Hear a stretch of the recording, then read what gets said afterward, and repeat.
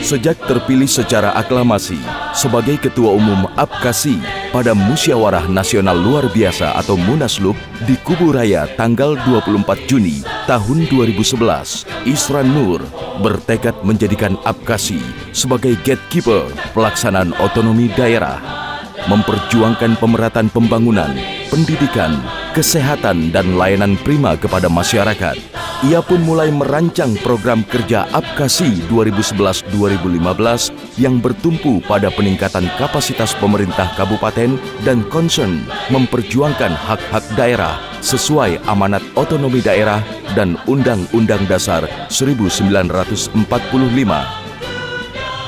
Berkat kemampuannya dalam berorganisasi dan kemahiran dalam meningkatkan kapasitas organisasi, rapat kerja nasional pertama yang dia pimpin pun dihadiri Presiden RI saat itu Susilo Bambang Yudhoyono dan beberapa menteri, termasuk Menteri Dalam Negeri Gamawan Fauzi. Dalam pidatonya di hadapan Presiden RI dan para menteri, Isran Nur menyampaikan puluhan tuntutan APKASI terkait pelaksanaan otonomi daerah. Tidak tanggung-tanggung, Isran memaparkan 10 bidang strategis yang selama ini mengurangi pelaksanaan otonomi daerah secara penuh, serta penghambat kemajuan daerah di berbagai bidang, seperti kucuran dana ke daerah, infrastruktur yang tidak merata, lemahnya aksesibilitas, ketersediaan energi, sampai masalah pangan.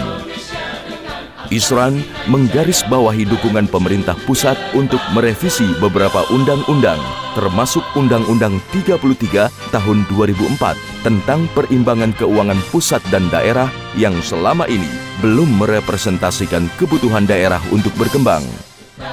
Tidak tanggung-tanggung, APKASI saat itu membuat 38 permintaan kepada pemerintah pusat, mewakili 10 bidang strategis yang disampaikan langsung Isran Nur di hadapan Presiden Republik Indonesia.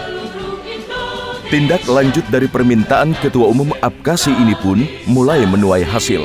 Di antaranya, APKASI disertakan dalam pembahasan berbagai perundang-undangan baru terkait pemerintah daerah, masalah keuangan pusat dan daerah, serta terkait peraturan-peraturan menteri yang berhubungan langsung dengan pemerintah kabupaten. APKASI bertransformasi sebagai power player dalam menyalurkan aspirasi daerah ke pemerintah.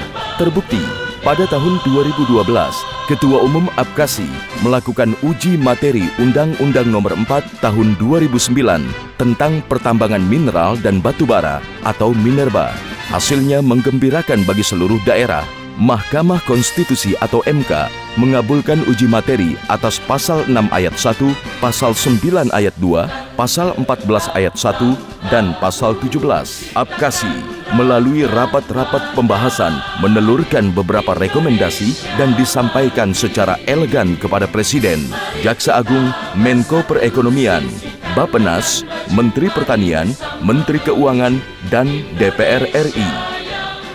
Isran Nur bersama APKASI juga menaruh kepedulian dan solidaritas kepada kepala daerah yang diindikasikan terlibat masalah hukum seperti korupsi. Secara terang benderang, APKASI mendukung pemberantasan korupsi di daerah asal tidak menciderai azas praduga tidak bersalah dan berusaha menciptakan peradilan publik yang mengerdilkan kreativitas kepala daerah. Di bidang ketahanan pangan, APKASI mendukung penuh program pemerintah, salah satunya dengan menargetkan surplus beras sampai 10 juta ton dan pengembangan pertanian secara modern.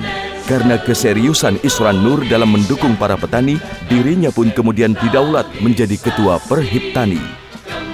Dalam meningkatkan arus investasi di daerah kabupaten, Isran Nur berinisiatif mengembangkan pameran tahunan APKASI ke tingkat internasional. Muncullah ITIS, APKASI International Trade and Investment Summit. Pameran ini diikuti investor dari berbagai negara dan melibatkan beberapa perusahaan dari luar negeri. Selain itu, untuk menambah wawasan para bupati, termasuk membuka peluang kerjasama dan investasi, Isran Nur menghadirkan 46 duta besar negara asing di kantor APKASI. Para bupati diberikan kesempatan memperkenalkan potensinya di hadapan para duta besar, termasuk peluang investasi. Di bidang perundang-undangan, khususnya yang menyangkut upaya pelemahan otonomi daerah, Isran Nur tidak bisa ditoleransi. Ia mengerahkan seluruh kekuatan untuk menjaga hakikat otonomi daerah tetap berada di jalur yang benar. Itu dibuktikan ketika muncul upaya pelemahan kepemimpinan di daerah yang dituangkan dalam RUU Pilkada. Setelah beberapa kali melakukan konsolidasi dengan para bupati dan wali kota seluruh Indonesia dan memang mendapat penolakan luas, Isran Nur memotori para bupati dan wali kota unjuk rasa ke gedung DPR RI tepat pada waktu pelaksanaan paripurna di DPR. Hasilnya, meski paripurna meloloskan RUU Pilkada menjadi undang-undang, Presiden Susilo Bambang Yudhoyono harus mengeluarkan Perpu Pilkada.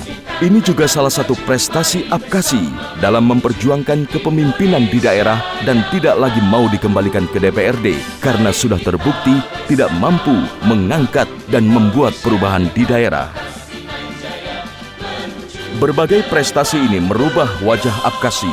Bahkan Menteri Dalam Negeri saat itu, Gamawan Fauzi mengatakan, di masa kepemimpinan Isran Nur, Apkasi begitu menggeliat, aktif secara organisasi, dan banyak memberikan masukan kepada pemerintah.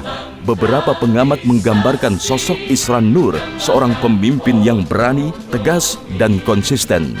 Bahkan, Profesor Dr. Rias Rashid mengakui saat ini Apkasi sudah menjadi power players dalam hubungan pemerintahan Indonesia.